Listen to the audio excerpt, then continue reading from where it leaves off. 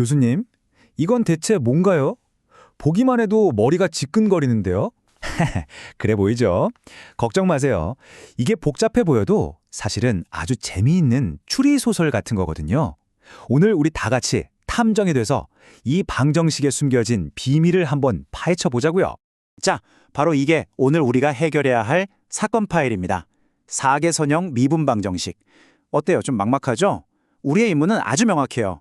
바로 이 방정식의 해, 그러니까 YT를 찾아내는 겁니다. 마치 미스터리의 진실을 밝혀내는 탐정처럼 말이죠. 그럼 수사 계획을 한번 짜볼까요?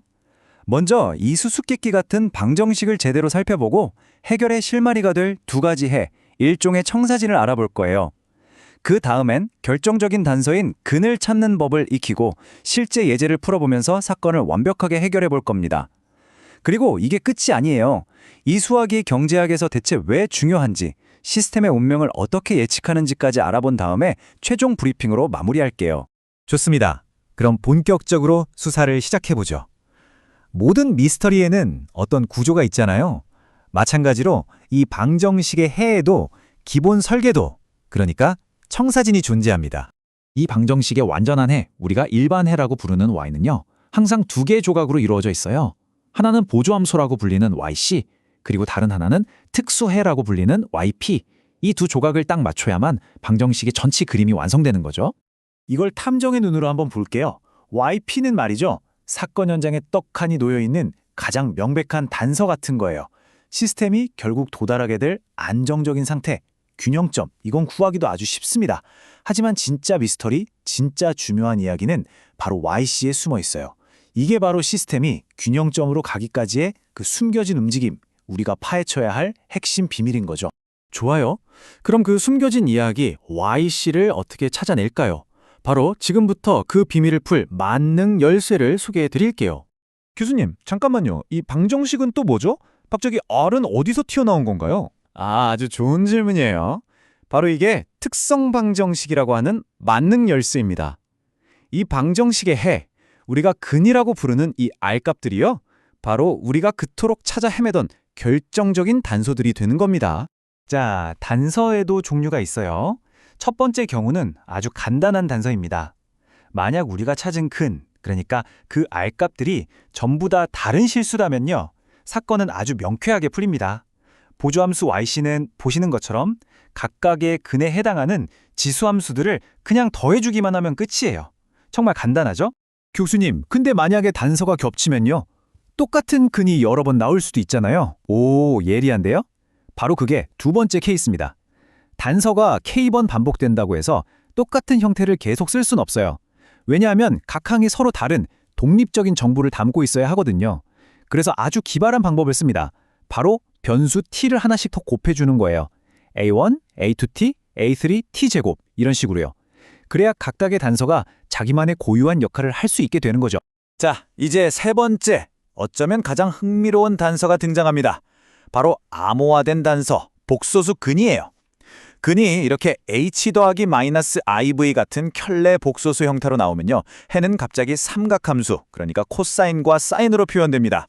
이게 뭘 의미할까요? 네, 바로 시스템의 진동이나 파동을 의미해요. 경제학에서 말하는 경기순환 같은 움직임 있죠? 바로 그 현상을 설명할 때 이 암호화된 단서가 핵심적인 역할을 하는 겁니다. 자, 이제 우리 탐정 도구함이 꽤 든든해졌죠? 이론은 충분히 배웠으니 이걸 가지고 맨 처음 봤던 그 미스터리 방정식으로 돌아가서 사건을 직접 한번 해결해 봅시다. 자, 수사 절차는 이렇습니다. 첫 번째, 가장 쉬운 단서부터 찾는 거예요. 특수의 YP. 우리 예제에서는 상수항 24를 마지막 항의 개수 8로 그냥 나눠주면 돼요. 학생 목소리. 아, 그럼 YP는 24 나누기 8이니까 3이네요? 정말 간단한데요? 그렇죠. 일단 하나는 해결했고요. 두 번째, 만능 열쇠인 특성 방정식을 세웁니다. 그리고 세 번째, 이게 사실 제일 까다로울 수 있는데 이 방정식을 인수분해해서 결정적 단서인 근들을 찾아내는 거죠. 네 번째, 이 근들을 가지고 숨겨진 이야기 YC를 만들고요.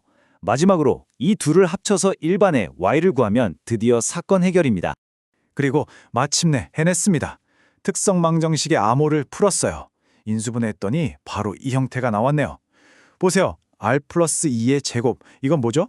바로 반복되는 단서죠. 그리고 R 제곱 플러스 2R 플러스 2, 여기엔 암호화된 단서가 숨어 있습니다. 딱 우리가 배운 케이스들이 전부 다 들어있네요. 자, 한번 보시죠. 이 아름다운 결과를 반복되는 근 R이 마이너스 2일 때 A1 플러스 A2T, 2의 마이너스 2T 이 부분이 나왔고요. 복수수근 마이너스 1 플러스 마이너스 I에서 2 마이너스 T의 A3 코사인 T 플러스 A4 사인 T 이 부분이 나왔습니다. 그리고 마지막으로 우리가 맨 처음에 찾았던 그 명백한 단서 yp 이퀄 3을 딱 더해주면 바로 이게 이 방정식의 완전한 해입니다. 사건 종결.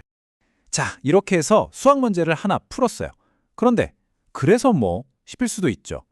경제학자들이 왜 이렇게 복잡한 걸 붙들고 씨름할까요? 그건 바로 이 방정식 안에 시스템의 운명, 다시 말해 안정성에 대한 정보가 담겨 있기 때문입니다. 시스템의 운명이요?